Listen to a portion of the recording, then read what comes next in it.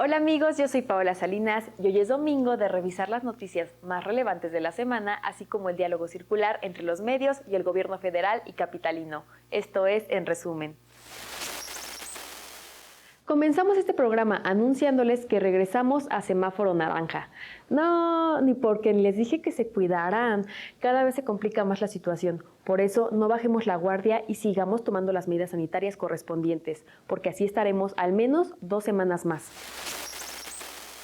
Si ustedes son de los que no les da la vida para ver la mañanera, no se preocupen que para eso estamos nosotros. No obstante, es importante decirles que la mañanera es un ejercicio de transparencia donde el presidente se para enfrente de la prensa y se le puede cuestionar, aunque muchos medios digan que hay censura, ya que no es el tiempo de antes. Veamos qué fue lo que expuso una colega periodista el lunes 19. Presidente, y estoy aquí para pedirle que se esclarezcan los asesinatos y desapariciones forzadas de los periodistas. Entre los desaparecidos está mi hermano Leogario Aguilera, de la revista Mundo Político. Presidente, es una tortura diaria y durante 17 años la he vivido. Lo felicito, señor presidente, porque usted ama a México, y por ende al amar a México ama a los mexicanos. Su amor se expresa en su trabajo incansable. Lo veo todos los días, todas las mañanas, trabajar incansablemente por mejorar México. Yo me encontré estos 17 años con un gobierno enfermo, podrido del corazón y de la mente. A México lo dejó lleno de sangre, dejó a México ese gobierno anterior, a México como un panteón, señor presidente. El presidente le dijo con toda franqueza que están luchando para conocer el paradero de las personas desaparecidas. Comentó que ante la falta de atención a esas demandas, ahora hay una comisión de búsqueda que está a cargo de la Secretaría de Gobernación y en especial de Alejandro Encinas, subsecretario de Gobernación, a quien le pidió que atendiera a la colega. Ahora vámonos con las noticias de la ciudad. Ya sabemos que uno de los propósitos del gobierno local es recuperar y restaurar espacios como un derecho de los habitantes de la ciudad.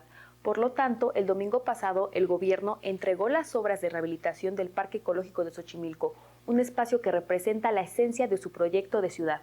Y así como este espacio, también la mandataria presentó el lunes 19 el nuevo Parque Urbano Aztlán, que nos recuerda a los 500 años de la caída de México Tenochtitlán y nuestros orígenes. Este parque sustituirá a la Feria de Chapultepec y será uno de los mejores de América Latina. Este es sustentable porque, entre otras cosas, recupera las áreas verdes. Además, será gratuito y ofrecerá un espacio de esparcimiento para la población. Conociendo la problemática del cambio climático y ambiental, la Secretaría de Medio Ambiente invita a los capitalinos a reducir el consumo de productos y a priorizar las energías renovables. El martes 20, SEDEMA informó sobre los avances del programa Basura Cero. Resaltó que desde esta administración a la fecha se han reducido entre 1,000 y 2,000 toneladas diarias de desechos que llegaban antes a los rellenos sanitarios. Y bueno, en esta conferencia surgieron dudas de los medios, pero respecto a otros temas. Se anunció ha informado que se está vendiendo el padrón del INE al parecer del 2018. Quisiera saber su opinión y cuál cree que sea la afectación de esta venta de padrón. Pues primero habría que preguntar por qué no está resguardado el padrón. La doctora respondió que el INE tiene que responder, ya que el padrón tiene datos personales que ni siquiera se le comparten a instituciones públicas para otros temas. Además, estos datos no deberían estar circulando porque hay una ley de datos personales. Por si no lo sabían o se les olvidaba, con lo que este padrón cuenta, entre otros datos, es el nombre, edad, domicilio, ocupación, firma, fotografía, huellas dactilares, CURP, teléfono, correo electrónico, etc. Este tema es sumamente grave y necesitamos respuestas claras. Y aquí les dejamos un informe del programa, aunque usted no lo vea, para que tengan más detalle de qué es el INE.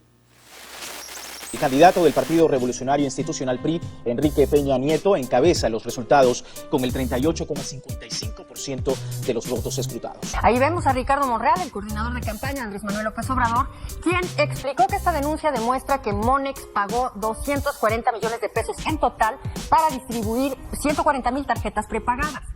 Ningún proceso electoral ha sido tan vigilado y tan revisado por autoridades y ciudadanos como el de 2012. la segunda cadena minorista más relevante del país, tendrá que ofrecer información detallada sobre sus programas de lealtad, a fin de deslindar responsabilidades sobre las acusaciones relativas a la compra de votos mediante tarjetas prepagadas. El Consejo General del IFE resolvió no multar al PRI por el caso Monex en el pasado proceso electoral. En la línea telefónica, el doctor Lorenzo Córdoba. Algunos creen que sí hubo financiamiento ilegal, otros no, pero esto no es un acto de fe, doctor. ¿Cómo se determinó? Luego de las investigaciones de la unidad de fiscalización, en considerar que sí hubo un financiamiento, déjame decirlo así, entre comillas, complejo. El PRI optó por financiar, digamos, o fondear este conjunto de tarjetas Monex, lo que no es malo de por sí, porque la compra, la coacción del voto. Entonces llegaron a tocar en la casa invitándonos y ofreciéndonos tarjetas para agarrar y que nosotros a cambio votáramos por el PRI. Por la conducta que asume la autoridad electoral ante las violaciones a la Constitución y a la ley. Lo que no es malo de por sí, porque se trata de operaciones bancarizadas y eso en buena medida transparenta, digamos, las operaciones. Bueno, pues este es un fragmento de una grabación que se dio a conocer en estas últimas horas, donde se escucha la voz del presidente del Instituto Nacional Electoral, Lorenzo Córdoba. No, mami, es que desde las dramáticas reuniones con los padres de Ayotzinapa, hasta esto, cabrón, que a ver, güey, había una, no voy a mentir, te lo voy a decir como hablaba ese cabrón, digo que me decía, yo, gran nación chichimeca, vengo Guanajuato, no decir a ti, o diputados para nosotros, o yo no permitir tus elecciones. Galeano decía que el árbitro está condenado a quedar mal con todos, con quien gana, porque el que gana siempre va a decir que ganó a pesar del árbitro, y el que pierde siempre, por supuesto, va a decir que perdió por culpa del árbitro. Andrés Manuel López Obrador ganó la elección, va a ser el presidente de todos los mexicanos. Nosotros vamos a mantener hacia el próximo presidente una actitud de máximo respeto a su investidura. A través de su cuenta de Twitter, en donde el consejero Ciro Murayama adelantó, dio a conocer que en la Cámara de Diputados están previendo recortarles 870 millones de pesos a los más de 20,000 millones que solicitaron para el presupuesto del Instituto Nacional Electoral. Córdoba señaló categóricamente que el actual gobierno federal parece no valorar las aportaciones del INE a la democracia ni la autonomía del instituto. El presidente López Obrador es una amenaza a la democracia.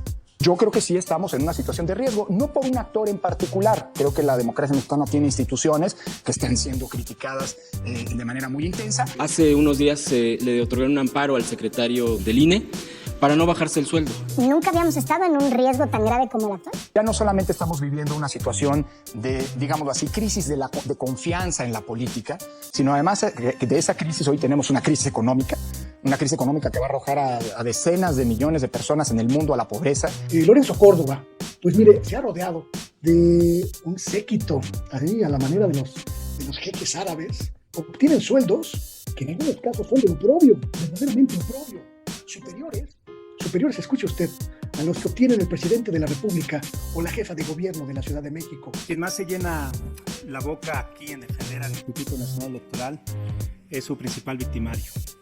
Envuelto en una retórica de amenazas al INE y de pretendida defensa de su autonomía, hoy Lorenzo Córdoba pretende la ratificación de Edmundo Jacobo Molina para que sume del cargo del Instituto Ejecutivo 18 años. No es de demócratas, consejero presidente, proponer una ratificación del secretario ejecutivo más de 2 meses antes que se venza su periodo, a fin de sustraer de la decisión a 4 consejeras y consejeros que llegarán el 4 de abril. Días más tarde, el presidente del INE volvió a arremeter contra el gobierno federal.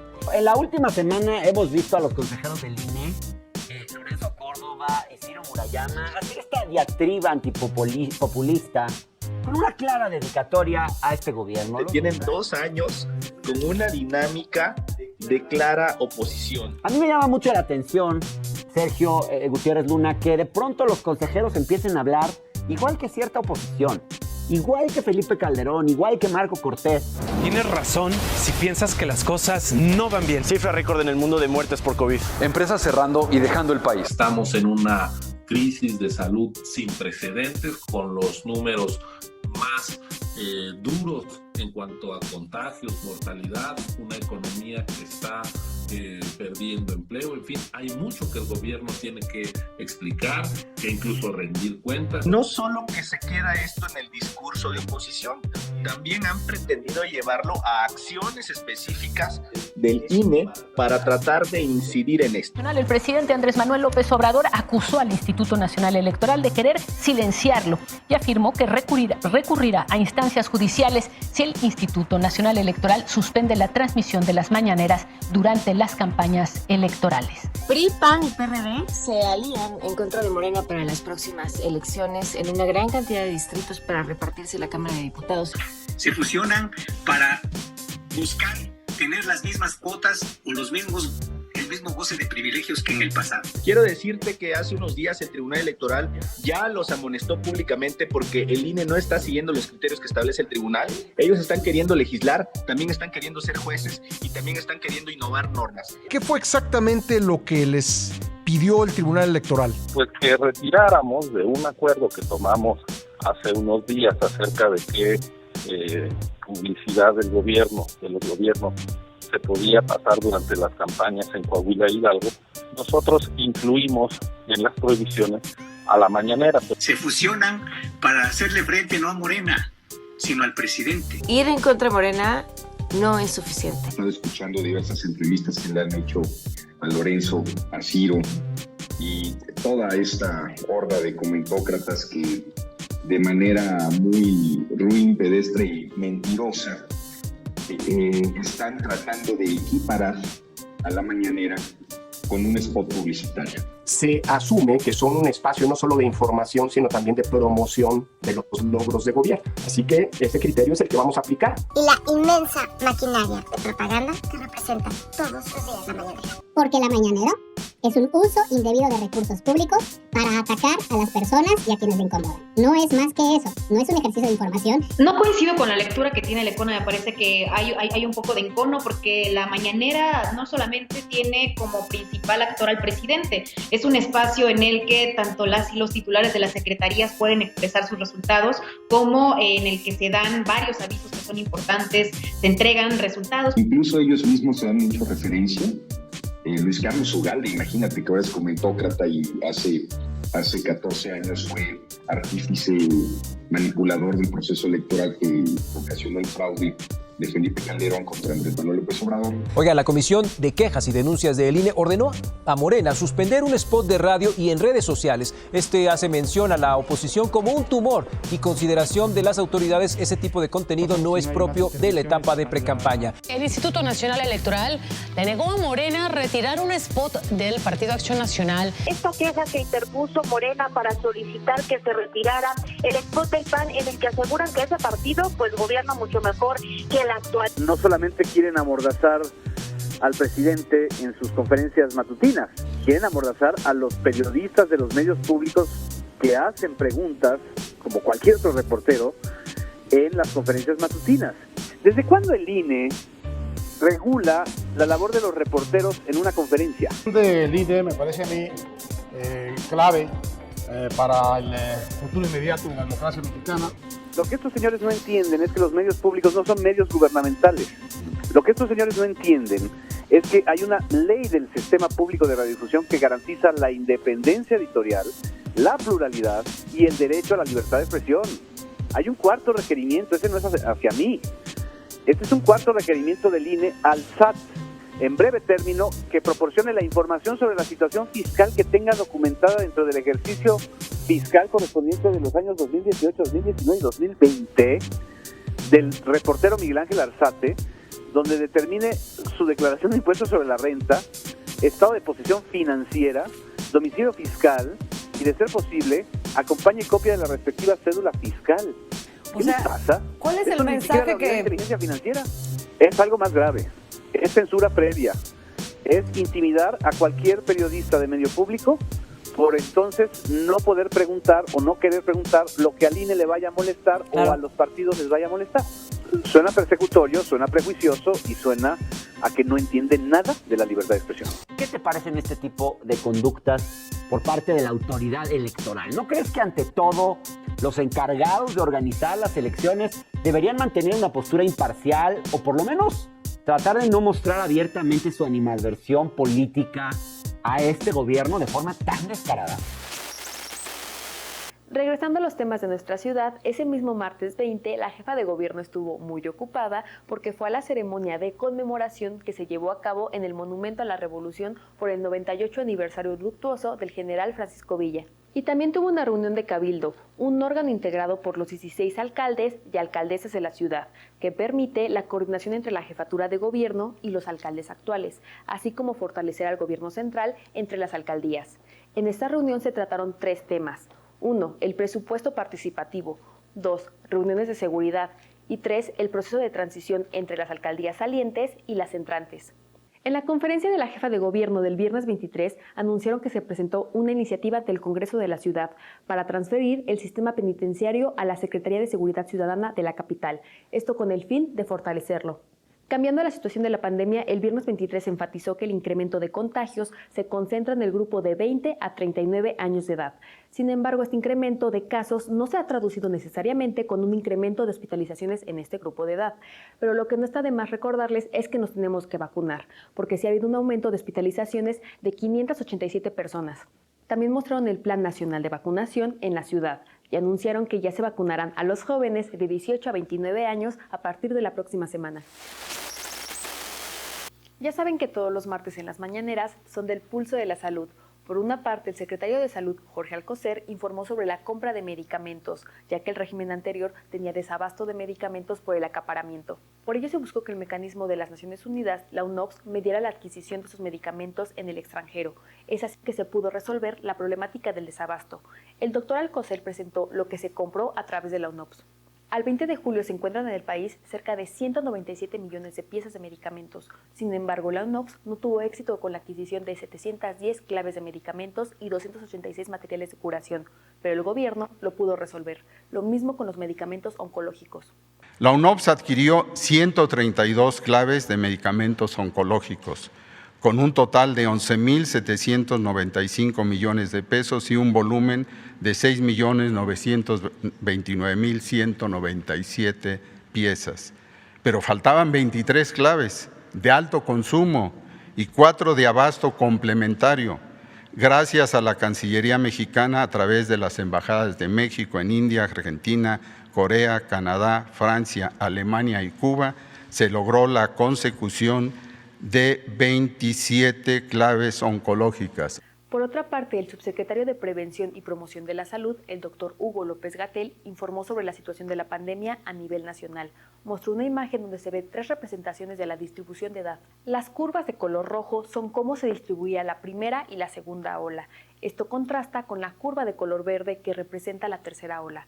El doctor Gatell señaló que las personas que se encuentran hospitalizadas ahora son menores de 52 años o aquellas personas que no se vacunaron. Por ello, hizo 3 recomendaciones. Si tienes algún síntoma, hay que pensar que es COVID-19, realizarte la prueba y no automedicarse. El doctor Gatell informó a través de su cuenta de Twitter que al 21 de julio se han vacunado contra COVID-19 a un poco más de 39 millones y medio de personas, que representan el 44% de la población mayor de 18 años. Y también anunció que el 22 de julio fue día récord de vacunación, siendo prácticamente 1,5 millones de dosis.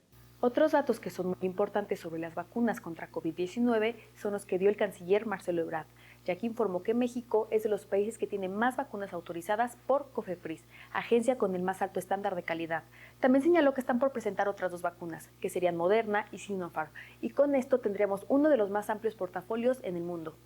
Y en este martes del Pulso de la Salud, el doctor Gatell explicó la afirmación, sin fundamentos, del periodista Ciro Gómez Leiva, que señala que se perdieron alrededor de 20 millones de vacunas contra COVID-19 y algunos medios lo replicaron.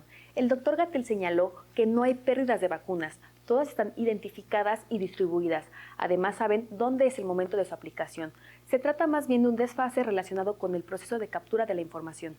Lo que hemos explicado varias veces es la realidad territorial del país es compleja, no es lo mismo estar en un macrocentro, en una ciudad principal, donde tenemos acceso pleno a Internet y se puede registrar en tiempo real a cada una de las personas que se vacunan. En las zonas suburbanas y más en las zonas rurales, donde la operación de la Brigada de Vacunación Correcaminos es más difícil, no hay acceso pleno a Internet y los registros nominales se desfasan, no se hacen en tiempo real. Y era obvio que se iba a hablar de este tema en la sección del ¿Quién es quién en las mentiras de la semana? La encargada de la sección, la periodista Ana García, presentó el número de vacunas que se han aplicado y aplicarán de acuerdo al programa de estrategia de vacunación. Se mencionó que son 74.837.585 las dosis que tenemos en México. Se han aplicado más de 60 millones de vacunas y de esas 5 millones están sin ser capturadas en el sistema. Hay más de 60 millones de vacunas que han sido aplicadas. De estas, más de 5 millones están sin ser capturadas en el sistema. Hay casi 8 millones de vacunas que están siendo trasladadas. Hay 2 millones de vacunas Sinovac que están en espera de su certificación para ser aplicadas. Hay 230,000 vacunas en reserva y hay 59,829 vacunas mermadas. Para que tomen nota y saquen sus cuentas. Y hablando de desinformaciones, déjenme les cuento que el fin de semana pasado, la revista de ultraderecha, The Economist, publicó un artículo donde compara al presidente con Cantinflas, por lo ambiguo de la pregunta que se planteó para la consulta popular. Y ya sabrán que muchos medios replicaron esto, en lugar de aclarar que la pregunta no la redactó el presidente, sino la Suprema Corte de Justicia de la Nación, nada más para que vean su profesionalismo. Otros temas relevantes que se trataron en la semana fue que el 21 de julio la Secretaría de Relaciones Exteriores informó que el gobierno de Estados Unidos decidió extender el cierre de la frontera un mes más. De todos modos, el presidente en la conferencia de prensa de ese día comentó que están avanzando en la vacunación de todos los municipios fronterizos y ya van a empezar también en Tamaulipas, por lo que consideran que a principios de agosto esté vacunada toda la frontera. También el viernes 23 iniciaron los Juegos Olímpicos en la ciudad más kawaii, así es, en Tokio, y en ello participarán alrededor de 150 deportistas mexicanos y mexicanas. De igual modo, esta semana, el Congreso de Veracruz aprobó despenalizar el aborto hasta 12 semanas de gestación. Y el equipo de Capital 21 les tiene un anuncio muy importante que dar a todas las mujeres y en general a todas las personas, ya que el miércoles 28 se estrena la tercera temporada de La Aquelarre. No se lo pierdan a las 10 p.m. por el 21.1 de la televisión abierta. ¿Se acuerdan del chisme de que Andrés Manuel espiaba periodistas? No necesito tener espías. La gente me informa. Sé lo que está pasando en todo México. Pues resulta que durante el gobierno del expresidente Enrique Peña Nieto se utilizó Pegasus, un software israelí que se utilizó para espiar a políticos, reporteros, activistas de derechos humanos, sindicalistas y ejecutivos. Este sistema de espionaje se contrató con la justificación de combatir al narcotráfico. Y sí, se adquirió durante el sexenio de Calderón entre el 2011 y 2012 y después pasó a manos de la Procuraduría General de la República para los mismos fines. El primer caso se remonta a la administración de Felipe Calderón y tiene que ver con la contratación que Genaro García Luna hizo de las empresas de los señores Weinberg. Este contrato es un contrato de 32 millones de dólares desarrollado por la empresa israelí NSO Group, al que terminó transfiriéndose los recursos. Y después Peña entre 2016 y 2017 espió a nuestro presidente Andrés Manuel y a sus allegados. Lo bueno es que Obrador es el dictador opresor. Solo un gobierno autoritario que le tiene miedo a la gente puede vigilar a los ciudadanos. El presidente comentó que él ha sido víctima de espionaje desde que era director del Instituto Nacional Indigenista en 1978. Realmente una vergüenza y es una prueba irrefutable de que imperaba un gobierno o estábamos sometidos a un gobierno autoritario, antidemocrático, que violaba los derechos humanos. El Estado era el principal violador de los derechos humanos. El Gobierno de México anunció que entregará a la Fiscalía de la República información relacionada con las contrataciones vinculadas con el caso de Pegasus. En esto vienen implícitas las contrataciones en el 2012 de Grupo TechBull, empresa con características de fachada constituida por Balam Seguridad Privada. Y ustedes se preguntarán, ¿qué tiene de especial? pues que Grupo Tecbull recibió montos de recursos provenientes de las cuentas concentradoras del gobierno federal, a partir de estas empresas reconocidas en el ramo de seguridad. Además, se reconoció que envió recursos a unas cuantas empresas, incluidas unas de Israel y de Italia. Cabe señalar que no solamente se trata de montos incongruentes, sino también que estas cuentas operan con cuentas concentradoras del gobierno federal con montos muy superiores, lo cual implica, o por lo menos se presume, la existencia de actos de corrupción al venderlas a sobreprecio al gobierno de la República del año 2012 al año 2018, es decir, durante las administraciones de Felipe Calderón y de Enrique Peña Nieto. Adelante, por favor. Los montos contratados en total de depósitos a estas empresas son 5.914 millones de pesos y en retiros 2.889 millones de pesos. Amigos, aunque usted no lo vea, este fue en resumen. Espero que lo hayan disfrutado. No olviden seguirnos en las redes sociales como Capital 21 y aunque usted no lo vea, tampoco olviden comentar y darle like. Nos vemos el siguiente domingo.